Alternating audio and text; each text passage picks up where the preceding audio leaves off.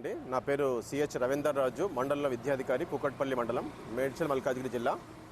ముఖ్యంగా ఈ మా మండల ప్రాంతంలో ఉన్నటువంటి న్యూ ఇయర్ స్కూల్లో బట్ట 81 మంది పిల్లలు సెల్ఫ్ సెంటర్ పడ్డారని చెప్పేసి ముందుగానే మాకు పై అధికారుల నుంచి మనకు ఇన్ఫర్మేషన్ ఉందండి. కాబట్టి ఇమీడియట్గా ఆ బిల్డింగ్ మొత్తాన్ని కూడా మేము టేక్ ఓవర్ చేసేసి ప్రభుత్వ పరంగానే చీఫ్ సూపరింటెండెంట్ను, డిపార్ట్మెంటల్ ఆఫీసర్ను, ఇన్విజిలేటర్స్తో పాటు రెవెన్యూ డిపార్ట్మెంట్ నుంచి అదర్ డిపార్ట్మెంట్స్ సిట్టింగ్ స్క్వాడ్ కూడా 3 వేయడం జరిగింది. టోటల్ పరీక్ష మొత్తం కూడా ప్రభుత్వ ఉపాధ్యాయుల చేత, ప్రభుత్వ గజెట్ హెడ్ మాస్టర్ల చేత, దాంతోపాటు సిట్టింగ్ స్క్వాడ్ యొక్క అదర్ డిపార్ట్మెంట్ నుంచి కూడా కలెక్టర్ ఆఫీస్ నుంచి వచ్చారు. కాబట్టి మొత్తం బిల్డింగ్ టేక్ ఓవర్ చేసేసుకొని మేము ఈ ఎగ్జామ్ను ఇండిపెండెంట్గా గవర్నమెంట్ చేత కండక్ట్ చేస్తున్నాం. కాబట్టి ఇలాంటి తావు కూడా అనుమానాస్పదంగా ఏది కూడా ఉండదండి. టోటల్ టాప్ ప్రియారిటీగా తీసేసుకొని మా కస్టోడియన్స్, మేము, ఫ్లయింగ్ స్క్వాడ్, సిట్టింగ్ స్క్వాడ్ టోటల్గా నిన్న మొన్న విజిట్ చేసేసి ఎలాంటి అనుమానాలకు తావు లేకుండా దీన్ని కండక్ట్ చేస్తున్నామండి. ఎవరు కూడా దీనిపైన పెద్దగా టెన్షన్ పడాల్సిన అవసరం మాత్రం లేదండి. ప్రభుత్వం పూర్తి స్థాయిలో చర్యలు తీసేసుకుందండి.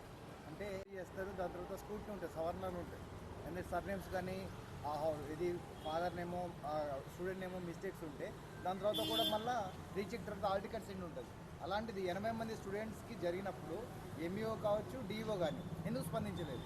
మేము స్పందించినాం సార్. యాక్చువల్గా ఇప్పుడు సెంటర్ మాట్లాడడానికి అవకాశం ఉండదు కాబట్టి, జంబ్లింగ్ విధానం కాబట్టి మీకు కరెక్షన్స్కి అవకాశం ఉంటుంది. ఇప్పుడు అవకాశం ఉంది. మేము కూడా ఇప్పుడు అవకాశం తీసేసుకొని కరెక్షన్ సంబంధించి పంపిస్తాం బోర్డుకు.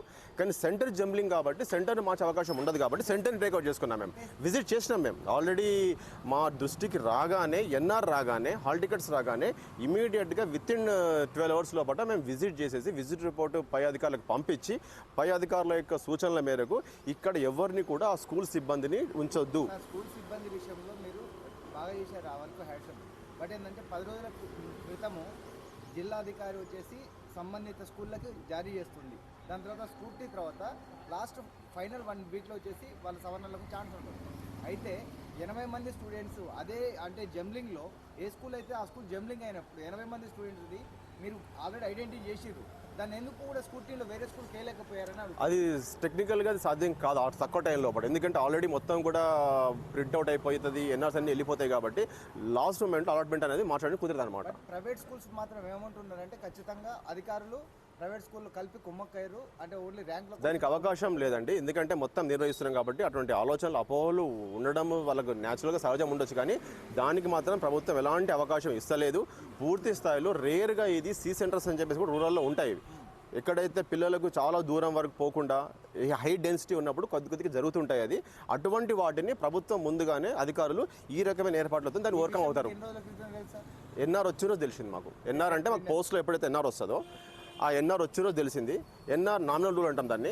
ఆ నామినల్ రూల్స్ రాగానే మేము ఇమీడియట్గా రెస్పాండ్ అయ్యి ఇమీడియట్గా టేకప్ చేసేసి విజిట్ రిపోర్ట్ పంపించి నెక్స్ట్ 24 hours లోపల దీన్ని మొత్తం ఆర్డర్స్ అన్ని కూడా మార్చేసేసి మొత్తం మా డిపార్ట్మెంట్ వాళ్ళకి ట్రైనింగ్ చేసి కండక్ట్ చేస్తున్నాం.